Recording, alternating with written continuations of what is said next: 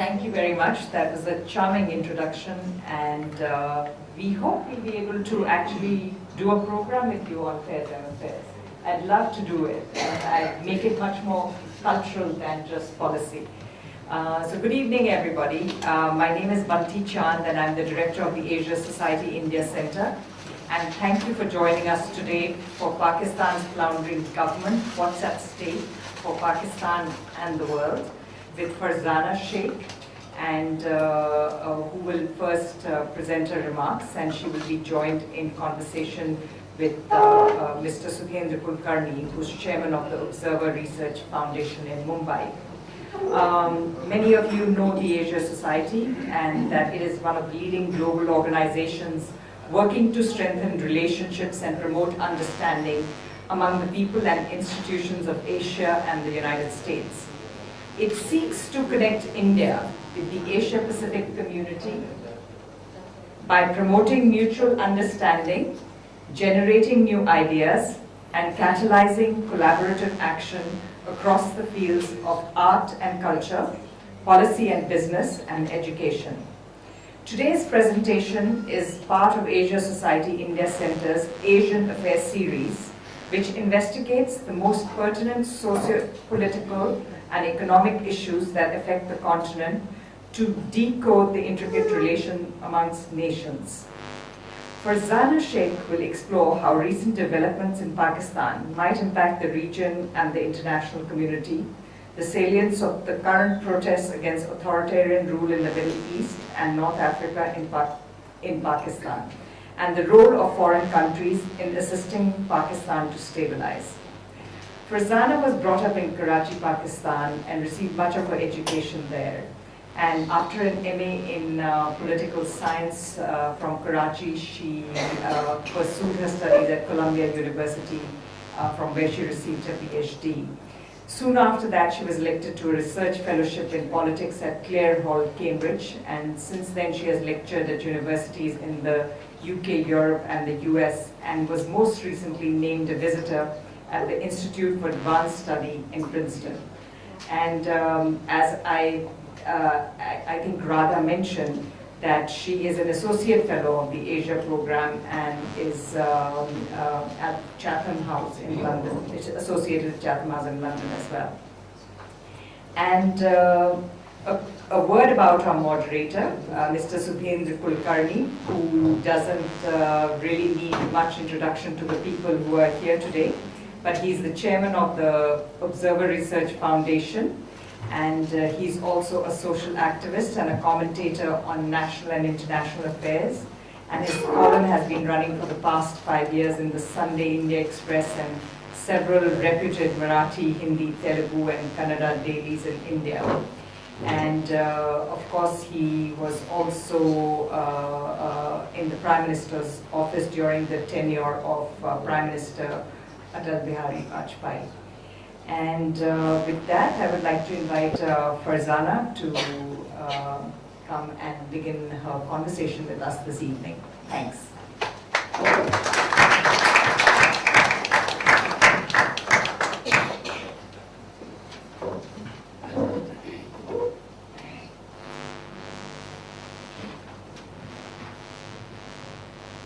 Thank you very much, Auntie. Of course, formal thanks are indeed due to the Asia Society and to Banti Chand.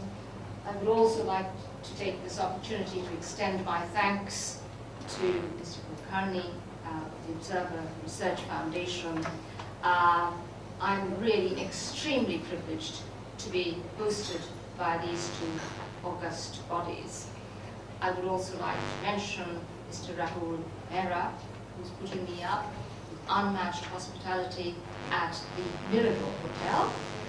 And finally, for the sterling organization that has come forward from Kumar and Rashna of the Asia Society. They've done a wonderful job, and I think it's fair to say that without them, I might not have been standing here. I'd like to start today's talk by touching really on some fundamental issues that have been brought to the surface in Pakistan following the murder in January of Governor Salman Taseer of Punjab.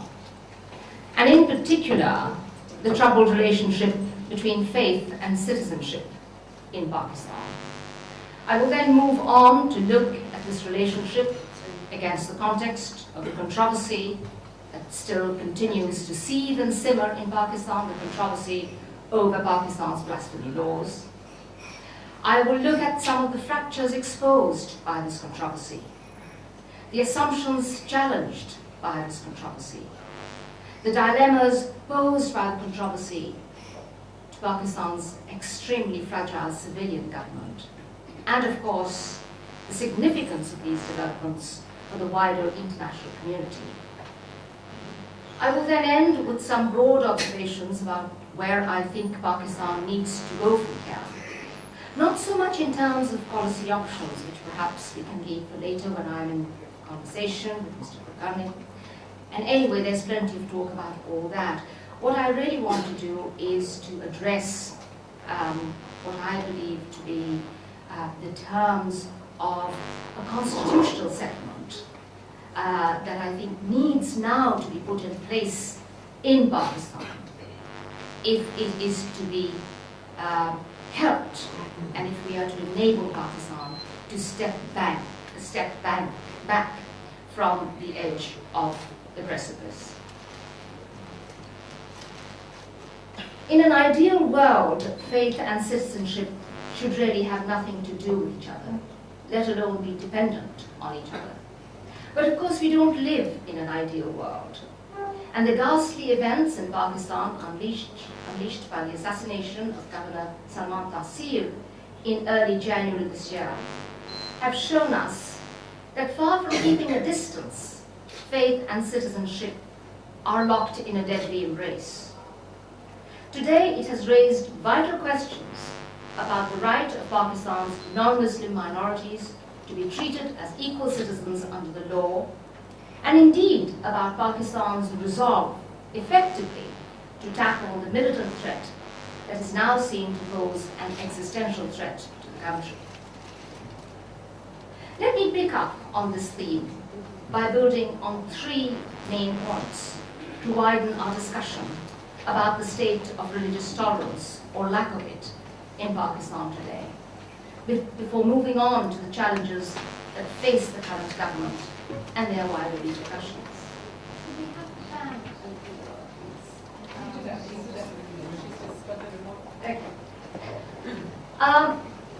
So as I said, I want to begin with a discussion of three main points. First, I think it's important to understand that the intensity of the religious storms that swirl around Pakistan today are rooted in the country's history. A history noted for dangerously tightening the bonds between religion and nationalism, and indeed for fueling chronic uncertainty about the equation between being Muslim to being Pakistani.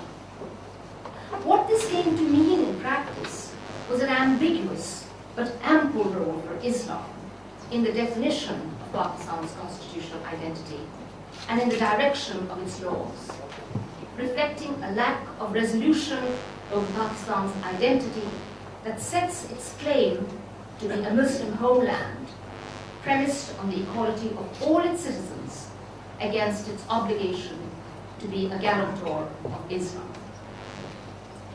Second, this ambiguity over the role of Islam is what I believe very largely accounts for the precarious position of Pakistan's religious minorities.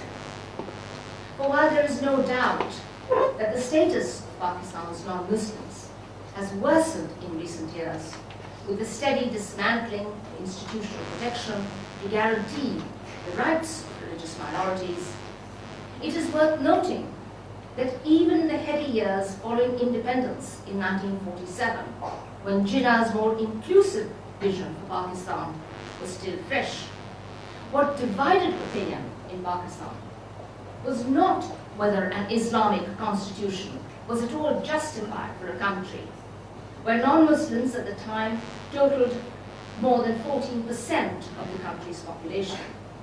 Not whether faith should set the standards of citizenship, but uncertainty over what an Islamic constitution for Pakistan actually implied. That is, uncertainty over how best to reconcile the exclusive claims of faith with the standards of democratic citizenship.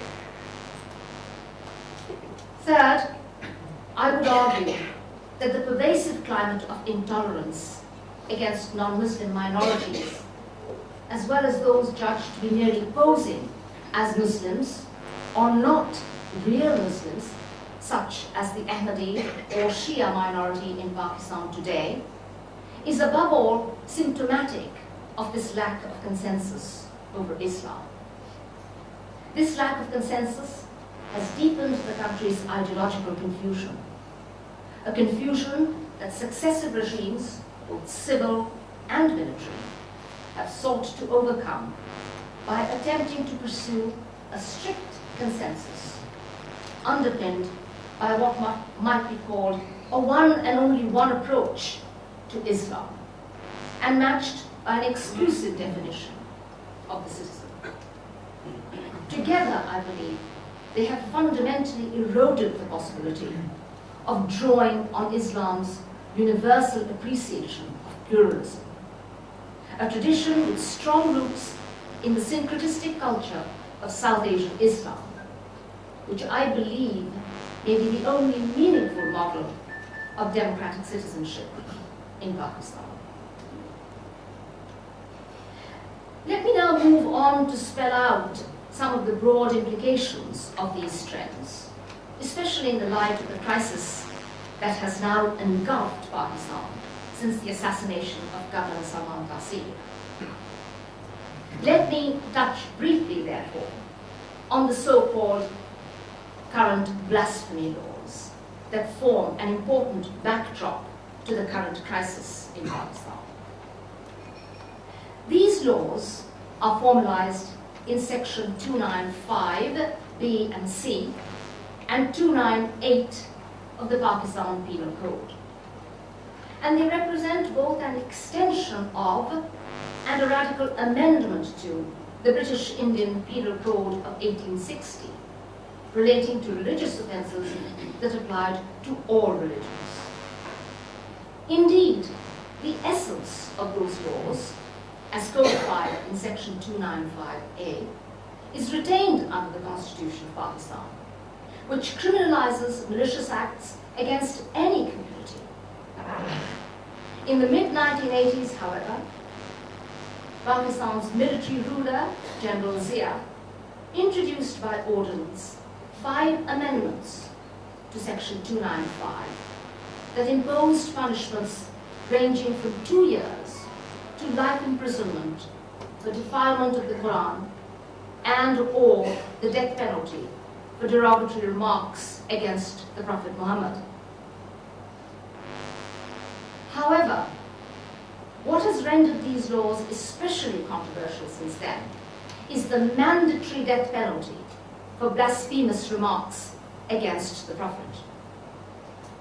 The measure, enforced in 1991 by the government of the then Prime Minister Nawaz Sharif, followed inaction by the National Assembly, which allowed to pass unchallenged an earlier judicial amendment by the Federal Shariat Court in 1990, imposing the death penalty as mandatory for blasphemy involving the Prophet.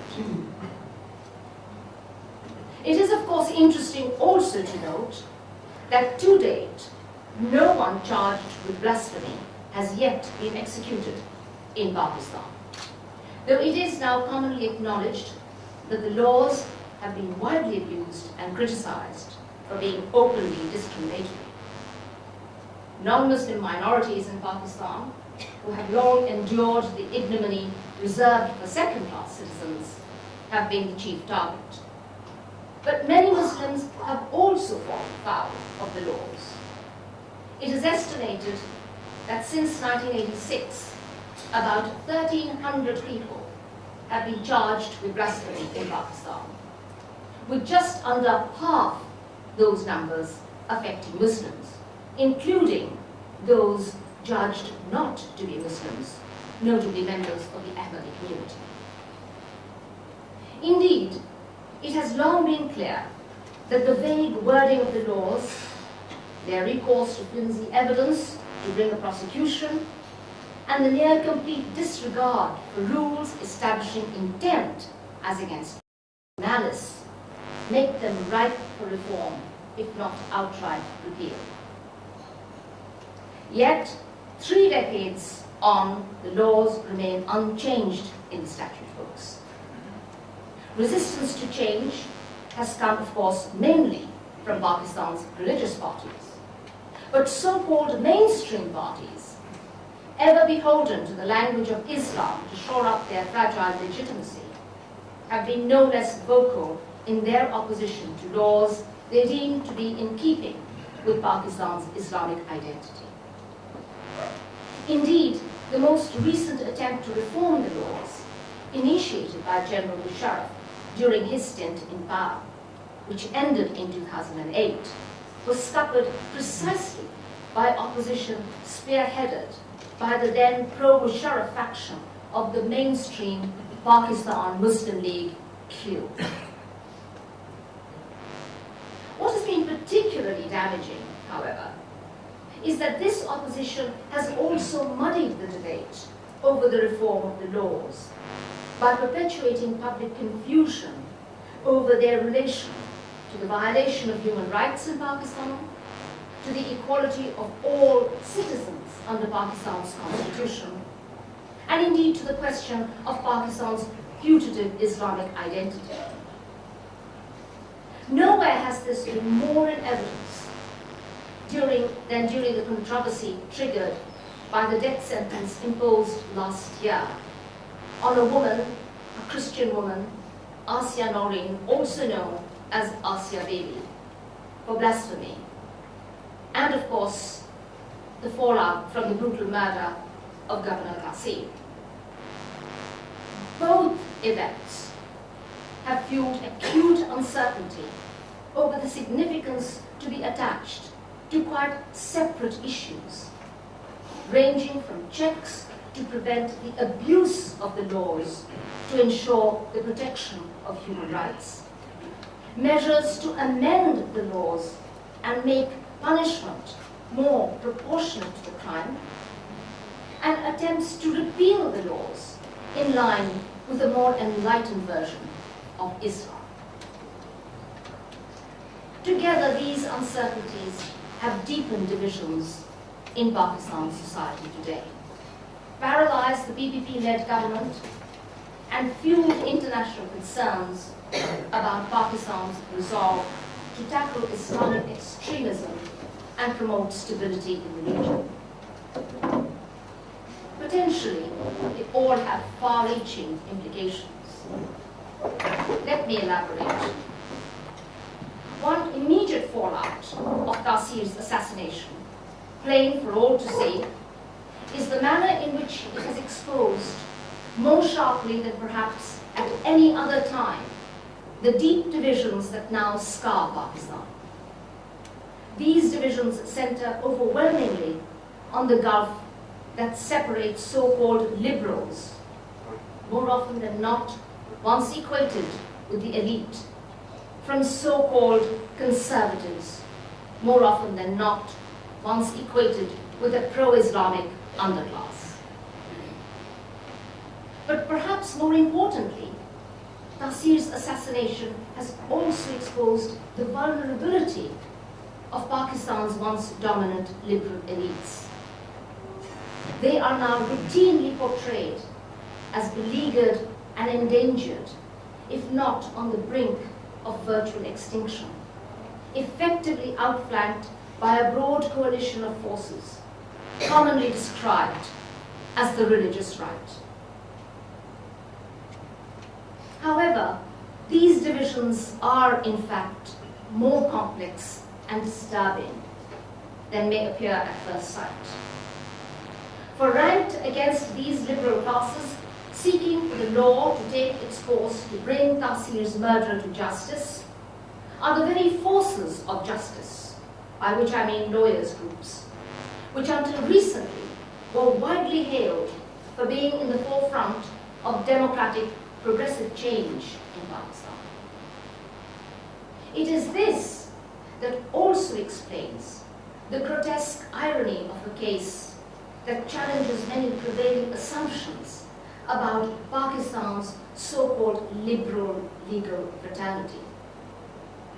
But today, while the prosecution of Taseer's murderer remains stalled over the failure to recruit a team of prosecuting lawyers willing to present a case in court, more than 500 of their counterparts have come forward to offer their services free of charge to defend Taseer's murderer, who they hail as a hero.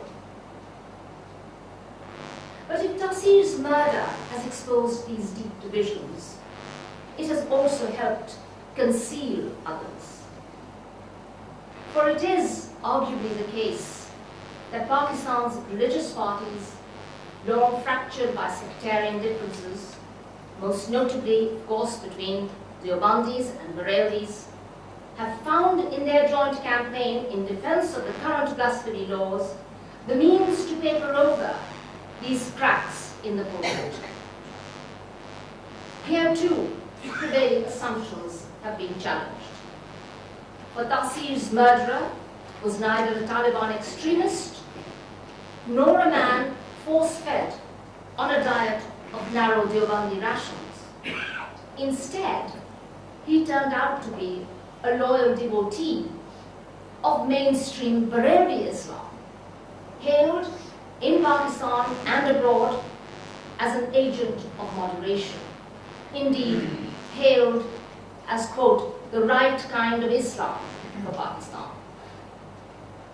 Today, purveyors of Barelvi Islam, whose practice of Sufi shrine worship is judged by Deobandis to be deserving of violent attacks, have united with their erstwhile foes in noisy demonstrations that openly threaten to exact revenge on all who would seek to weaken Islam in Pakistan by reforming the country's blasphemy laws.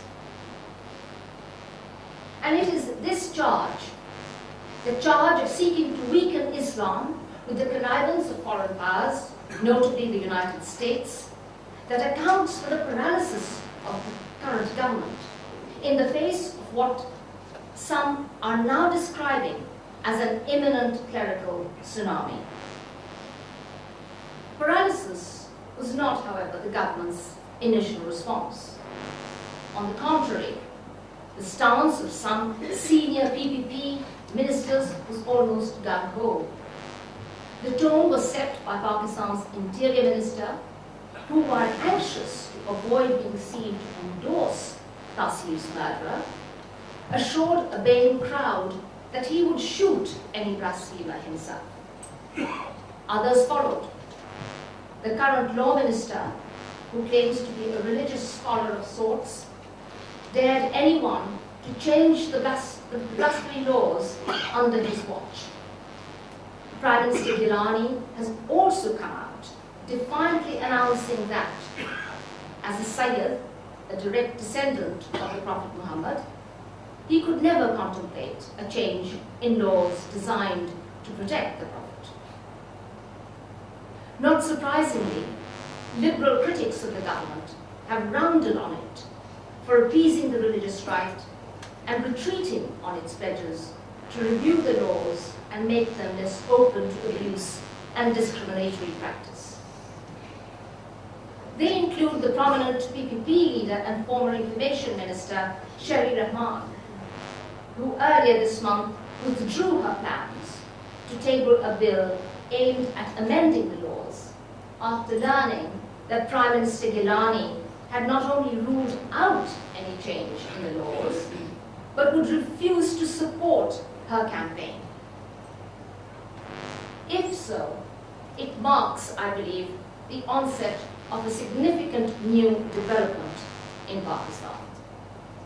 For what is at stake is nothing less than the standing of a ruling party that has long claimed to be the voice of a liberal, progressive-minded, moderate majority in Pakistan that now looks set to abandon that very constituency.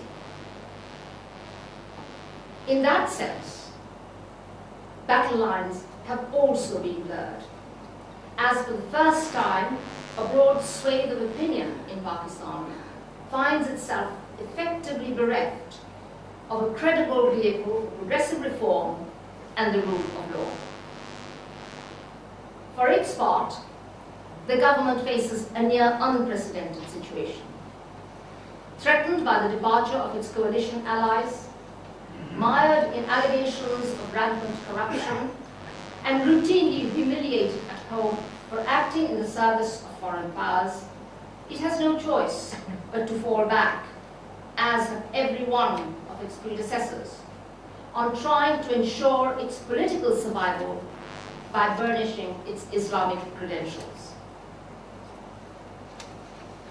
Doing so in the present circumstances, however, involves immense risks, not least the risk of fueling the concerns of an international community that is still heavily invested in the idea of a moderate Muslim majority in Pakistan, able to see off the threat of extremism in the region and to ensure a viable settlement in Afghanistan. Keeping alive those expectations have been crucial to the survival of the PPP-led government and its efforts to keep Pakistan afloat on the back of billions of dollars in US civil and military aid. There is no question that the government's retreat over reforming the blasphemy laws and its less than unequivocal condemnation of Qasi's killer has revived international fears, not only about Pakistan's appalling human rights record, but its resolve to tackle the extremist threat at home. But it is also clear that international pressure on Pakistan needs to be calibrated and pressure points carefully selected. This is, of course, especially true of the United States, which finds itself in the unenviable position of being Pakistan's largest benefactor and the target of deep popular antipathy. That antipathy has escalated sharply in recent weeks in the wake of US pressure on Pakistan to release a US official, Raymond Davis, accused of shooting dead 2 men in Lahore in January, grounds of diplomatic immunity. The diplomatic standoff, possibly the most serious to affect relations between Pakistan and the United States in recent months, could prove to be potentially explosive, coming as it does in the midst of the current blasphemy controversy. For it would be foolish indeed to rule out a concerted bid by religious parties now to try and cast their campaign in defense of the blasphemy laws as a move to defend the sovereignty of Pakistan and its laws against the United States in pursuit of its own war on Islam. So in these grave times, what is the way forward? I would suggest that the solution lies not in pressing for the total separation of religion and politics, but that, as I have argued, given Pakistan's historical antecedents, is likely to be an implausible outcome. Rather, I believe, it will entail, at a very minimum, requiring the state to adopt what some describe as a principled distance from all religions. It would involve some version of political neutrality that allowed the state to help or to hinder different sorts of believers and unbelievers to an equal degree. It would also require that the boundaries between religion and politics be respected, for each is ultimately valuable in its own right. What would such a state look like in Pakistan? And what might it mean for the relationship between faith and citizenship? As a minimum, I would suggest it would entail a state that deals evenly with its citizens irrespective of their religion, is not constitutionally connected to a particular religion, does not seek to promote or interfere with religion, and guarantees individual and corporate freedom of religion. It would rule out, to my mind, any attempt to forge a constitutional settlement resting on the notion of one or other variant of Islam as truly or really representative of Pakistan. For as I maintain, consensus on the terms of Islam has always and will always elude Pakistan. Rather, what it would involve is a constitution that formally and categorically rejects any provision as currently, that empowers or grants special privileges to the country's citizens on the basis of their putative relationship or non-relationship to Islam. The aim would be to widen the space for multiple languages to emerge alongside the contested language of Islam that until now has marginalized anyone who was not a Muslim, or worse, who, like the Ahmadiyya, were not allowed to be Muslim. But in these grave times, moving towards such a constitutional settlement would also serve another more urgent purpose. For it would not only strip religious hardliners of the moral high ground they now seek to occupy in Pakistan, but would also go a long way towards clearing up the question of what we in Pakistan are really fighting for. The answer, to my mind, is clear. The fight in Pakistan is not a struggle for the defense of Islam, nor a war designed to pit good Muslims against others.